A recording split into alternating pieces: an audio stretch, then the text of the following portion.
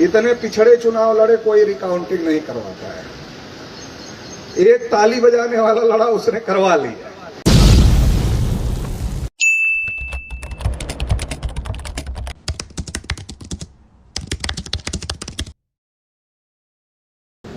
बहुत दिन से इस बात पर बहस चल रही, कोई है नहीं है, किसी ने सब कुछ बनाया कि नहीं बनाया, अभी भी चल रही, इसका कोई अंत नहीं हुआ और निकट भविष्य में कोई अंत हो जाएगा, इसकी कोई संभावना हमें तो कम से कम नहीं दिख रही है।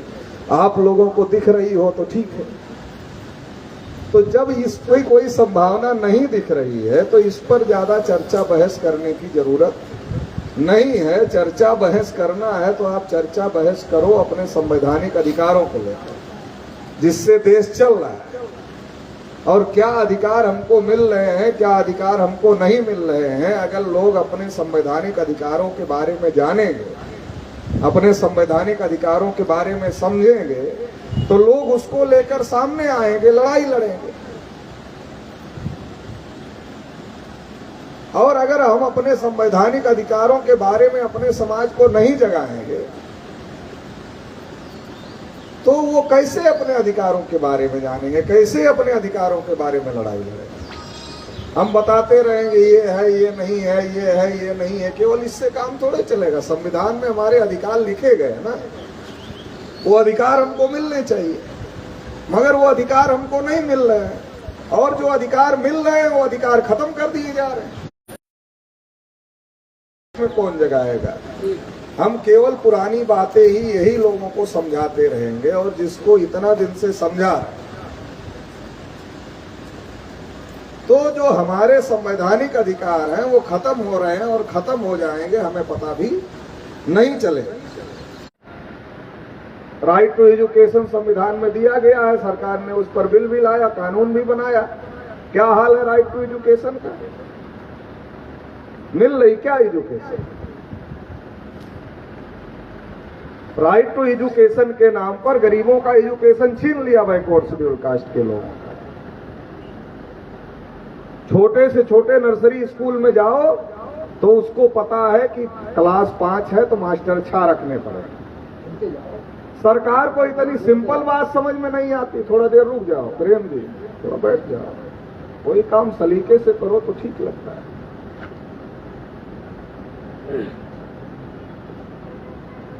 सरकार को इतनी सिंपल बात समझ में नहीं आती कि 5 क्लास है तो 5 मास्टर लगे, 5 क्लास है तो 2 मास्टर लगेगा। सरकार को ये बात समझ में आती, और उसमें से भी एक मास्टर के पास इतना काम दे दिया है, बिल्डिंग बनवाने से लेकर खिचड़ी बनवाने तक का, कागज पत्थर का, कि वो केवल कागज लेकर के घूमता रहता है। बचता है एक मास्टर तो पढ़ाएगा या बाउंड्री के अंदर बच्चों को रोक कर रखेगा।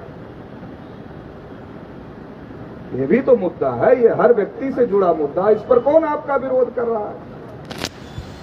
जो बातें आसानी से लोग समझ सकते हैं, जिन बातों पर आसानी से लोग आपके साथ जुड़ सकते हैं, और जो बातें लोगों के लिए बहुत ज्यादा जरूरी, पढ़े लिखेगा तब ना आपका तर्क समझेगा, पढ़ेगा लिखेगा नहीं तो क्या समझेगा। जिस प्राइमरी स्कूल में आप पढ़े, हम पढ़े, बहुत सारे लोग पढ़े, वकील हो गए, डॉक्टर हो गए, इंजीनियर हो गए, आज उस प्राइमरी स्कूल में क्या निकल रहे हैं बताओ। और चलो जो थोड़ा जागरूक है नर्सरी स्कूल में पढ़ा लेगा, कॉन्वेंट में पढ़ा लेगा, फिर कोटा भेजना होगा तो कहां से लाएगा लाख रुपए। हायर एजुकेशन, प्रोफेशनल एजुकेशन महंगी कर दी जा रही। सब वकील की हैसियत नहीं है कि अपने बच्चे को कोटा भेज के तैयारी करवाए, सब डॉक्टर की हैसियत नहीं है। बाकी किसान मजदूर की तो बात ही छोड़ दो। तो इसकी बात कौन करेगा? ये कौन समझाएगा? जो समझ में आ सकती है उसको कौन समझाएगा? जो बहुत ज्यादा लोग जिस पर फंसे हुए हैं, आप उसी पर सारा फोकस डालोगे, और जो आवश्यकता है, जो संवैधानिक राइट है, अगर उस पर आप बात नहीं करोगे फिर तो ये मामला बनने वाला नहीं है। 75 साल में जानवरों की गिनती हो रही है, ओबीसी की नहीं हो रही। इतने पिछड़े चुनाव लड़े, कोई रिकाउंटिंग नहीं करवाता है। एक ताली बजाने वाला लड़ा, उसने करवा लिया। क्या बात है। एक लड़ा उसने करवा लिया और जीता, और जीत लिया। अरे कुछ तो हमको समझने की जरूरत है। आजादी के 75 साल में हमारी गिनती नहीं हो रही। अब गिनती नहीं हो रही तो हिस्सा कहां से मिलेगा? सुप्रीम कोर्ट ने ये समझ लिया कि आज नहीं तो कल ओबीसी को आरक्षण देना पड़ेगा, तो पहले ही कह दिया कि 50% से ज्यादा नहीं हो सकता है, और 27% हो गया ओबीसी का। 27 में क्रीमी लेयर लगा दिया, और क्रीमी लेयर लगा दिया, उसके बाद निजीकरण शुरू हो गया। अब जब कोई सरकारी संस्थान ही नहीं बचेगा तो आरक्षण कहां मिलेगा? कहां मिलेगा आरक्षण? तो ये आरक्षण खत्म हो रहा है, ये कौन समझाएगा? अगर हम यही समझाते रहें बजरंग बली निगल सकते हैं कि नहीं निगल सकते हैं सूरज को, तो ये आरक्षण खत्म हो रहा है, इसको कौन समझाएगा? ये एजुकेशन खत्म हो रहा है, इसको कौन समझाएगा? हम लोग किसान हैं, राजपूत जी भी किसान है, यादव जी भी किसान है, हम भी किसान हैं, कुशवाहा जी भी किसान है, और वर्मा जी भी किसान है। बहुत सारे लोग देश में, लगभग बहुत बड़े संख्या में लोग खेती किसानी से जुड़े हुए। हम मोबाइल खरीदने जाते, कुर्सी खरीदने जाते, मेज खरीदने जाते, क्या पूछते? कितने में दोगे? अगर माचिस की डिबिया भी खरीदने जाते, पूछते कितना हुआ भाई? जब हम खरीदने जाते पूछते कितने में दोगे, और जब हम बेचने जाते हैं तो पूछते कितने में लोगे। या तो खरीदने वाला भाव तय कर दे, या तो लेने वाला भाव तय कर दे। जब हमारा सामान बिकना होता है तब भाव खरीदने वाला तय करता है, और जब हम खरीदने वाले बनते हैं तब भाव बेचने वाला बताता है। ये कैसे चल रहा है? मगर चल रहा है। ये बात लोगों से जुड़ी हुई बात है, इसको समझाएंगे तो लोग समझेंगे, लोग आपके साथ खड़े हों। अगर हम ज्यादा ज्ञानी होकर भी अकेले खड़े हैं तो हमें अपने तरीके में बदलाव करने की जरूरत है, अपने तरीके की समीक्षा करने की जरूरत है। लकीर का फकीर बनकर कोई काम होता नहीं। हम ये नहीं कह रहे हैं तर्क गलत है, लेकिन हमें इसकी समीक्षा भी करनी पड़ेगी। हम इतनी बढ़िया तर्क दे रहे हैं तो क्यों नहीं रहा? आप डॉक्टर के पास जाओ, डॉक्टर को अपनी बीमारी बताओ, डॉक्टर दवा देता है, कहता है एक गोली नाश्ते के समय खाना, खाने के बाद खाना, एक गोली रात को सोते समय खाना, ऐसे 15 दिन खाना, और 15 दिन बाद फिर बताना है। तो अपने में से कोई चालाक आदमी, ज्यादा समझदार आदमी मिल जाए, वो कहेगा बड़ा संकट है, सुबह खाए हैं पूरा, ठीक हो जाएंगे। तो ठीक हो जाएगा, चला जाएगा। तो कभी कभी जब हम समझाते हैं ना, तो हम भी ऐसे ही डाल देते हैं, 1 साल की खुराक एक बार में ही उसके दिमाग में डाल देते। तथागत से पूछा गया कि ईश्वर के बारे में आपका क्या विचार? तथागत ने कहा यह चर्चा योग्य विषय है, और हम तथागत का नाम लेकर सबसे ज्यादा चर्चा इसी पर करते हैं। तो हमें अपने तरीकों का रिव्यू करना पड़ेगा, अपने तरीकों की समीक्षा करनी पड़ेगी कि हम क्यों नहीं कर पाए। बहुत सारी चीजें हैं जो हमारे हक अधिकार देश में हैं, खत्म हो रहे हैं, मगर उसके बारे में कोई आवाज देश के अंदर से नहीं उठ रही। अभी मजदूरों के खिलाफ कानून आ गया, 8 के बजाय 12 घंटे हो गए। अब जाओ 12 घंटे नौकरी होगी तब बढ़ेगा, कि 8 घंटे नौकरी होगी तब बढ़ेगा? 8 घंटे नौकरी होगी तो 3 शिफ्ट होगा, 12 घंटे नौकरी होगी तो 2 शिफ्ट होगा। तो ये बहुत सारी बातें देश में हो रही है। ईवीएम से वोट की चोरी हो रही, तो लोकतंत्र कहाँ है? लोकतंत्र में सब लोग बराबर हैं, किस लिए? लाइन लगाकर वोट डालने के लिए। अब हमारे पास नॉमिनेशन का ही पैसा नहीं है, अगले के पास 10 करोड़ रुपया खर्च करने का है, तो कौन सी बराबरी है लोकतंत्र? आम आदमी क्या चुनाव लड़ेगा? तो ये बहुत सारी बातें अगर हम समझाना चाहें तो समझा सकते हैं, बता सकते हैं, और इसके आधार पर लोग हमारे समर्थन में खड़े हो सकते हैं। आज बहुत इसकी बात चल रही है यूसीसी की, यूनिफॉर्म सिविल कोड। अब यूनिफॉर्म सिविल कोड की बात चल रही है, लोग पगलाए घूम रहे हैं। अब हर चीज का फार्मूला एक ही तो नहीं है ना, अब आपको हर चीज समझाना पड़ेगा। अब यूनिफॉर्म सिविल कोड की बात हो रही, भैया इससे मुसलमानों पर पाबंदी लग जाएगी। अपने आदमी को कुछ लेना देना उससे नहीं है, मगर अपना खुश है क्योंकि मुसलमानों पर पाबंदी लगी, अपना ऐसे ही खुश है। उसको ये समझ में नहीं आ रहा है कि अगर एक राष्ट्र एक कानून हो जाएगा तो हमें भी तो आरक्षण मिलता है, तो एक राष्ट्र एक कानून हो जाएगा तो हमें कैसे मिलेगा? आदिवासियों को कस्टमरी डाला है, वो कैसे मिलेगा? अलग अलग स्टेटों का अलग अलग उनकी परिस्थितियों के हिसाब से उनको कानून बनाया गया है, उनको छूट दी गई है, उसका क्या होगा? 370 हटी तो खुश कौन हुआ? अब 370 कश्मीर से जुड़ा मामला है, हमारे आपके जीवन पर उसका कोई फर्क पड़ने वाला नहीं। फायदा होगा तो कश्मीर के लोगों को, नुकसान होगा तो कश्मीर के लोगों को। खुश हम लोग, उछल कूद हमारे लोग रहे। मैंने एक जगह पूछ लिया क्यों उछल रहे हो, कहा कश्मीर में जमीन लेने का मौका मिल गया। हमने कहा तुम्हारे मोहल्ले में बिक रही है, लोगे? कहा पैसा कहाँ है? तो हमने कहा मोहल्ले में लेने के लिए पैसा नहीं है और कश्मीर में ख्वाब देख रहे हो। जो लोग 3 कानून लाकर तुम्हारी पुश्तैनी जमीन को अडानी को देना चाहते हैं, वो लोग तुमको कश्मीर में जमीन देंगे। तो ये टीवी अखबार वाले हमारे लोगों का दिमाग तो खराब ही कर रहे हैं। बागेश्वर धाम का बाबा चमत्कार कर सकता है कि नहीं कर सकता है, इस पर डिबेट होती है। अब मुझे तो आज तक समझ में नहीं आया चमत्कार कोई चर्चा का विषय है। अरे बहुत लोगों के पास घर नहीं है और रात में झोपड़ी में सोया, सुबह उठा 3 मंजिले मकान पे टहल रहा है, तो चमत्कार हो गया। बताने की क्या जरूरत है? डिबेट करने की क्या जरूरत है?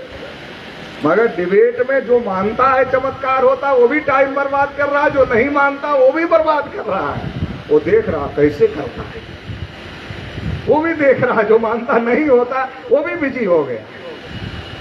पाकिस्तान की खबर, श्रीलंका की खबर, बांग्लादेश की खबर टीवी पर चलाई जाती, सब मर रहे।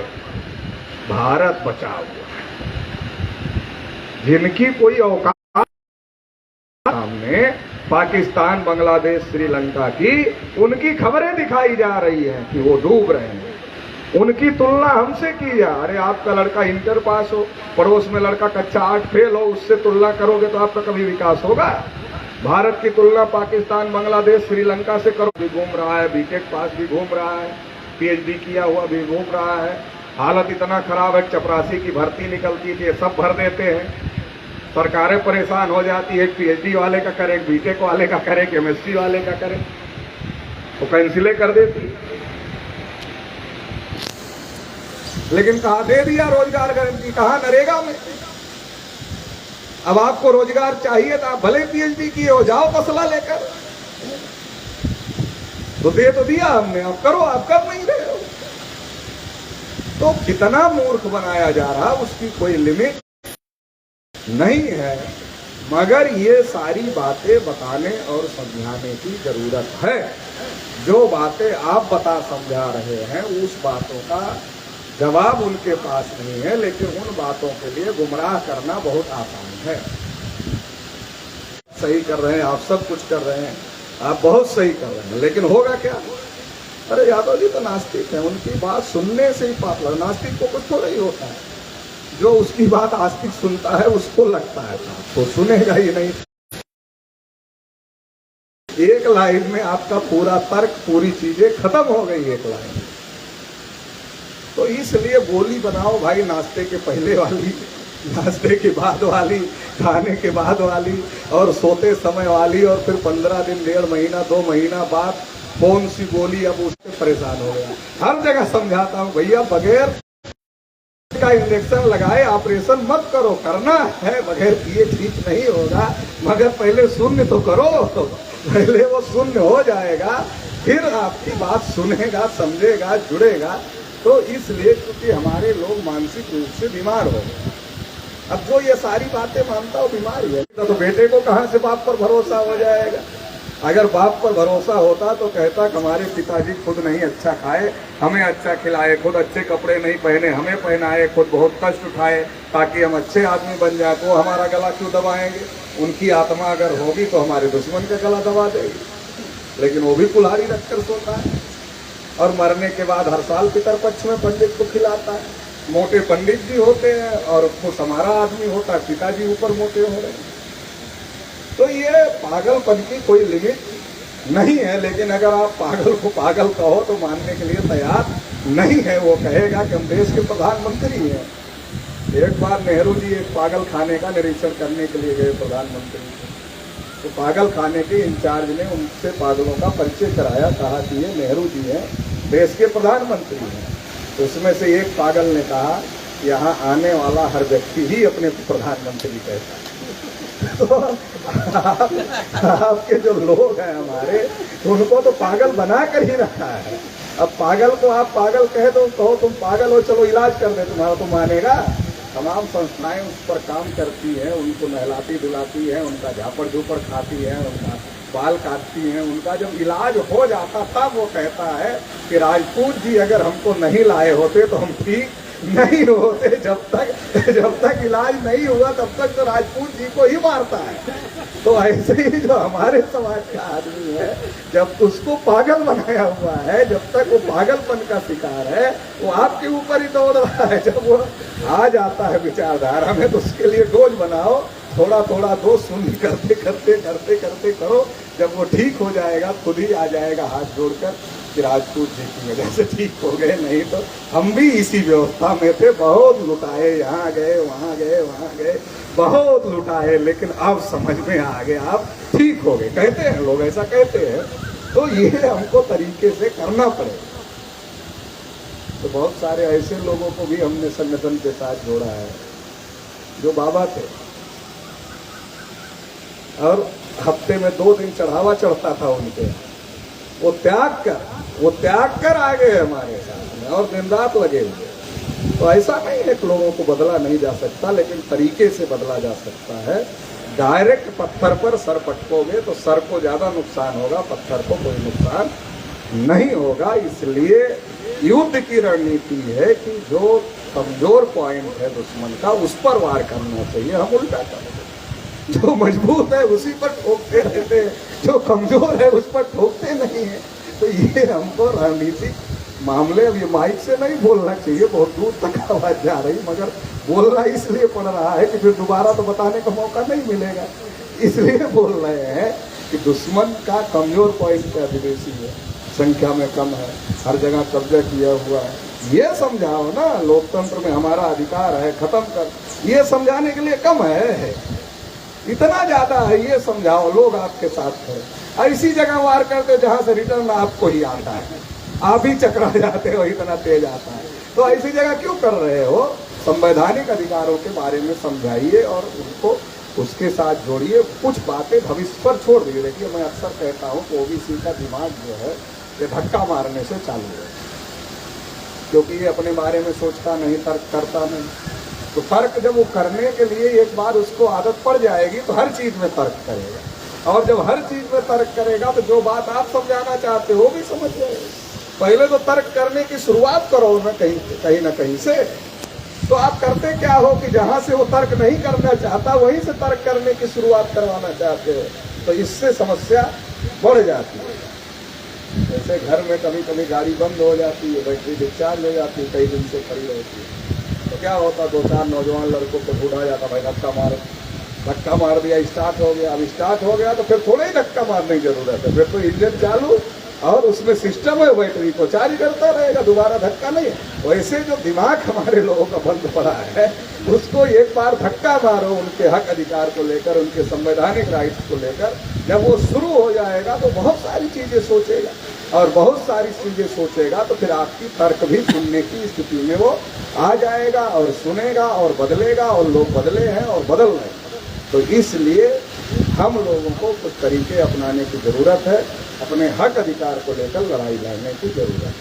आखिरी बात कहकर अपनी बात समझ, यहाँ इतने लोग बैठे हुए हैं, आप लोग कोई ना कोई काम धंधा करते हो, सप्ताह में 6 दिन अपना काम करिए, सप्ताह में 1 दिन समाज का काम। परिवर्तन चाहिए। सोशल मीडिया हमारे लिए बहुत अच्छा है, लेकिन आजकल खुजली मिटाने का कार्यक्रम भी हो गया। मैं थोड़ा ज़्यादा स्पष्ट बोलता हूँ, किसी को बुरा उरा नहीं लगना चाहिए। खुजली मिटाने का कार्यक्रम क्या हुआ, हमने मैसेज बनाया, सोशल मीडिया में डाल दिया, अपना काम खत्म। अच्छा, सोशल मीडिया की स्थिति क्या है? 10 ग्रुप उठाकर मिला लो अपने आसपास के, 70% एक ही नंबर जुड़े होंगे। तो सारा ग्रुप मिला जुलाकर तो एक में ही जा रहा है, तो आपका बाहर कहाँ जा रहा है? और केवल सोशल मीडिया से संगठन थोड़े बन सकता, सोशल मीडिया से प्रचार हो सकता है। संगठन बनाना है तो जाना पड़े, मैं क्यों आऊँ? मेरा तो सुनते हैं, लाखों लोग सुनते हैं सोशल मीडिया, फिर क्यों आए, फिर क्यों घूम रहा हूँ? क्योंकि जब तक आप फिजिकली नहीं जाएंगे तब तक संगठन नहीं बनेगा, और जब तक संगठन नहीं बनेगा तब तक संगठन शक्ति नहीं बनेगी। जब तक संगठित शक्ति नहीं बनेगी तब तक जो संगठित शक्ति के साथ देश में आपके हक अधिकारों को खत्म कर रहे हैं, उनका मुकाबला आप बगैर संगठित शक्ति के नहीं कर सकते हैं सोशल मीडिया में।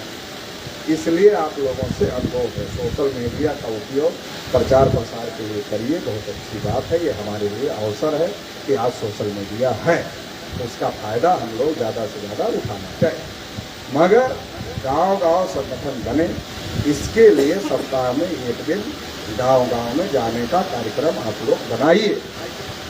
अगर गांव-गांव में जाने का कार्यक्रम बनाएंगे तो हर गांव में लोग मिलेंगे। मान लो ये कार्यक्रम था, अगर इसमें 5-10 लोग गांव-गांव जाने का कार्यक्रम बनाए, 50 गांव में गए होते, 20 गांव में गए होते, तो 50 गांव में जाते एक आदमी आता, तो कितने आदमी हो जाते? 50 आदमी।